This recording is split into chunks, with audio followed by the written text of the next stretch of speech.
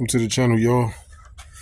This is what catastrophic water pump failure looks like. So I'm changing the water pump. From what the mechanic was telling me, where I messed up, this is my fault.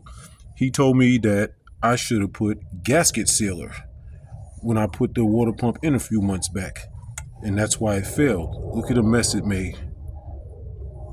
So I bought a whole new water pump, so I gotta put that in. I don't have nobody to hold the camera as usual, so just bear with me. I took everything apart. As you see, to get the water pump out, you gotta take out this overflow tank, take these hoses off, that thermostat housing thingy there, that hose, the idler pulley, the tensioner pulley, the other pulley, then this little this module, you have to unscrew that because some of the screws is in the way. For some reason, two of the plugs won't come out, so I have to prop the module up and just move it to the side because I can't get two of the plugs out. I don't want to break it. But yeah, I'm almost done getting the water pump out. It's just a bunch of 10 and 12 millimeter bolts.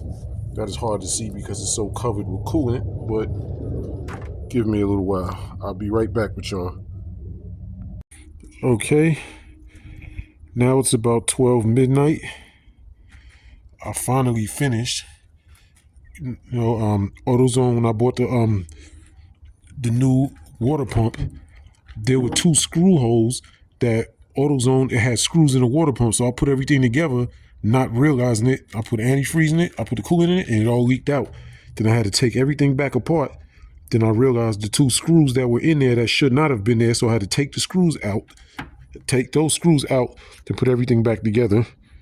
And everything's together now.